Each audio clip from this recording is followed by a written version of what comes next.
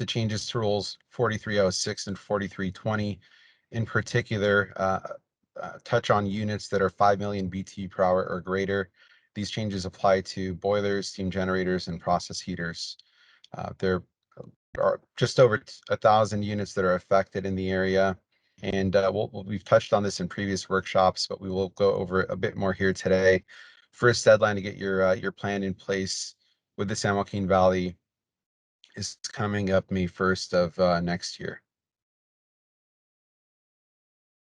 So the agenda for today, we'll go over an example of a traditional system, and then I'm just going to do a quick rundown through some commercial boiler solutions that we have offered for these types of applications through Cleaver-Brooks. We'll touch on the Clearfire CE, the Clearfire H, and the CBT, all commercial options through Cleaver-Brooks. We'll touch on some skid fabrication capabilities, and we'll go over the Cleaver-Brooks CBX Elite, which is an industrial fire tube boiler. All right, so our example, Plant A is a food processing facility in the Central Valley, and they have a central plant that is operating a steam boiler at 100 PSI.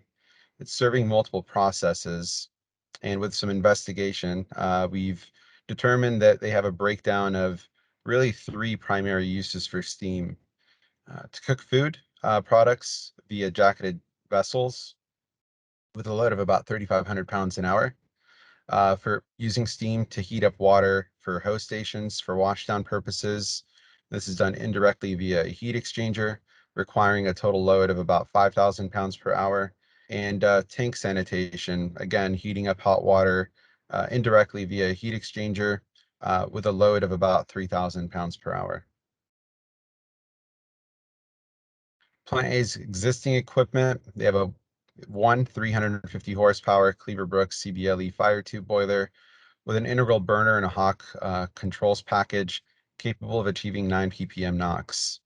And so they've decided, you know, with the changes coming up for the enhanced schedule of Rule 4320, we want to replace our equipment, but also look at accounting for any future expansion as well.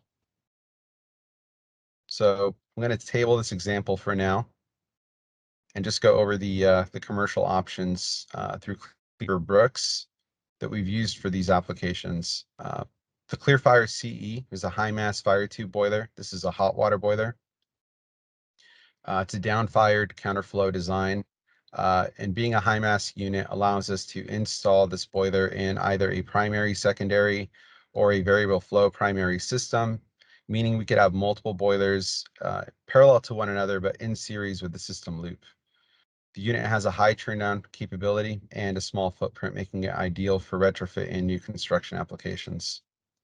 It utilizes an alu-fur tube, which there's an image of here on the side. It's a duplex stainless steel tube with an insert in it. And with it being a fire tube boiler, the combustion gases travel through the tubes. And the alu-fur inserts help create turbulent flow, give us more heating surface area for better heat transfer. We have a wide range in sizes for the Clearfire CE. It ranges from 500,000 BT per hour all the way up to 6 million BT per hour and has some of the highest published AHRI efficiencies in the industry. Some nice maintenance features of the Clearfire is it does have a premix burner with linkageless controls, making it very easy to tune and maintain. And you can kind of see in the image here, it actually has a hinged burner access, making it very simple for one operator to turn the boiler off, isolate, open the fire side, and with it being a hinge, it'll hold the burner up and make it quite simple for access to the fire side and for replacing any parts.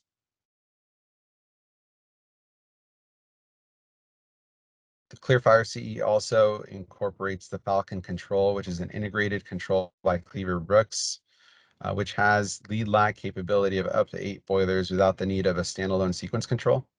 And it also makes it quite easy to tie the system into your energy management system or building management system.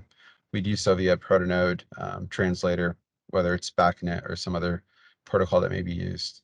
The control also offers a lot of feedback to the operator. It's a touchscreen interface. There's also some trending capabilities within the control in real time.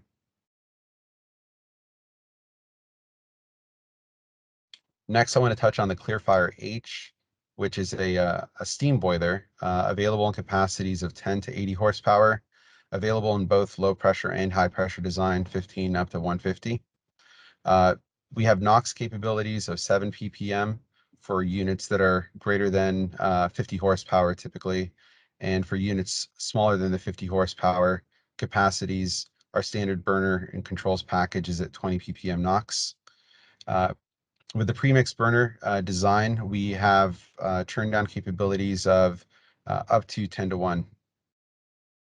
The Clearfire H utilizes carbon steel tubes, and similar to the Clearfire CE, has the alufer inserts, which extend the heating surface and give us really good heat transfers. It's a single pass, so you can kind of see a cutaway of it here. And the Clearfire H also has the option of providing an internal economizer on high pressure applications.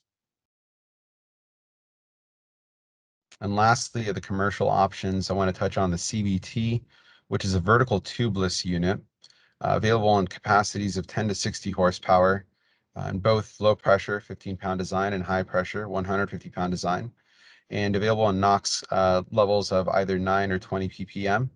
The premix burner has a 5 to 1 turn down, and with a small footprint, it makes it very ideal for replacement options and for skid mounting solutions.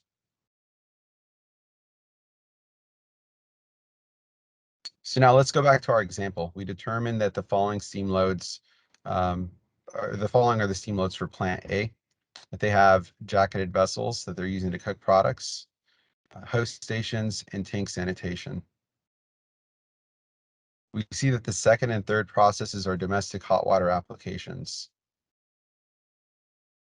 Considering this, we could explore the option of converting from steam to domestic hot water to a hydronic heating water or heating hot water to domestic hot water solution. So that leaves only the first process requiring steam. And now if we look at the steam requirements, our reduction is reduced from about 350 horsepower down to about 120 horsepower. So in applications like this, when looking at replacing a boiler, we've considered and have provided modular hydronic skid packages where we incorporate not only the boilers, but provide expansion tanks, air separators, system pumps, in some cases buffer tanks, and also semi-instantaneous or instantaneous water heater solutions via a plate and frame heat exchanger and controls to serve applications like host stations, tank sanitation, bottle warming, and others.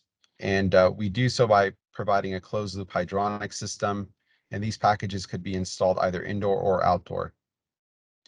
Operating a hydronic solution in place of a traditional steam unit could also provide increased efficiency opportunities, operating efficiency opportunities.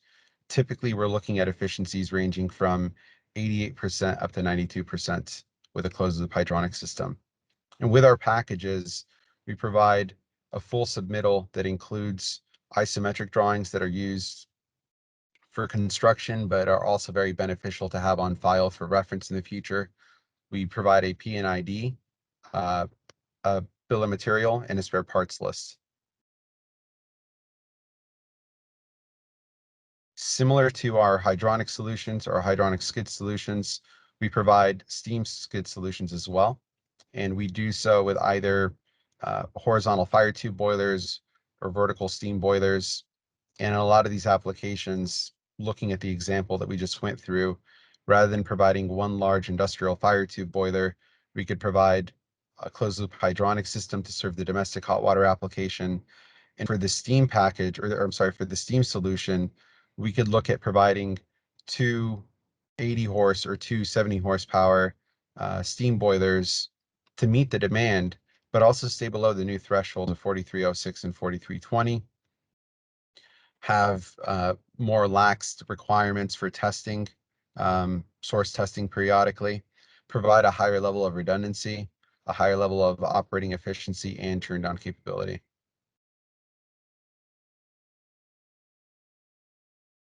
And lastly, I just wanted to touch on the CBEX Elite, which is an industrial fire tube boiler, ranging in capacities from 100 horsepower to 2,500 horsepower. So for 100 years now, Cleaver Brooks has provided industrial Scotch Marine fire tube boilers. What's different with the CBX Elite is they've actually gone back to the drawing board and have done a lot of CFD modeling and testing and have made changes to what is the traditional size for a Morrison tube, our first pass in a fire tube boiler.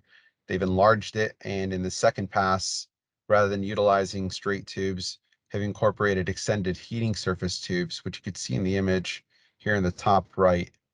So similar to the Alufer design for the Clearfire, the purpose of these extended heating surface tubes are to keep the flow very turbulent through the tubes and also increase our heat transfer. And it's going to, our extended heating surface, giving us better heat transfer. The CBX Elite is available in NOx levels ranging from 5 ppm, 9 ppm, 30 ppm, and higher.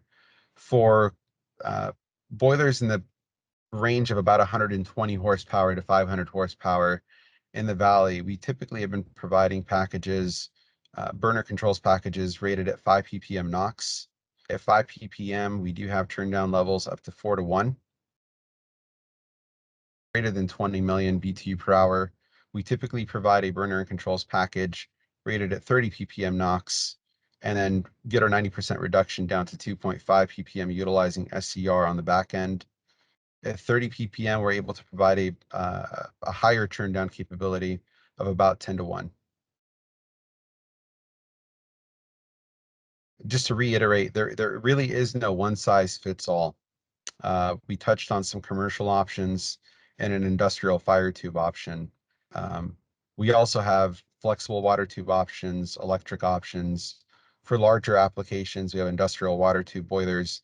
We also rep Camus Hydronics, which is now a product owned by Cleaver Brooks, and they provide several different solutions via low mass boilers. And really, what we want to do is make sure that as your partner on these projects, as you're evaluating your options, that we're able to come in and help you come up with a custom solution that best fits your needs. Every customer is different, and we definitely want to come up with a site-specific customized option for you. And as we evaluate these options, we look at your energy usage, operations requirements, and how we comply with 4306 and 4320. So to recap on some of the milestones, and we've gone through this on previous workshops, May 1st, 2022 is a very important date, and that is when you want to have your emission control plan in place to the San Joaquin Valley Air Pollution Control. December 31st, 2023 is the non-deferred unit compliance date for 4306 and the compliance date for 4320. January 1st, 2025, invoices for those choosing the fee method will be issued for 2024 operations. So this is you're in compliance with the requirements of 4306, but not the enhanced schedule of Rule 4320. So you've operated now for a full year, really the year of 2024, and you would expect to see an invoice from the San Joaquin Valley Air Pollution Control District for that year. May 1st, 2028, deferred units submit an emission control plan for Rule 4306. And December 31st, 2029, deferred units, it's the compliance date for Rule 4306. So, in conclusion, when navigating the new rule changes, each user will have options to evaluate to see what makes the best sense for them. Some early adopters have the ability to defer compliance until December 31st, 2029. But regardless of the course of action, that May 1st, 2022 date is very, very key. We definitely want to make sure that we have compliance plans in place to the Air District.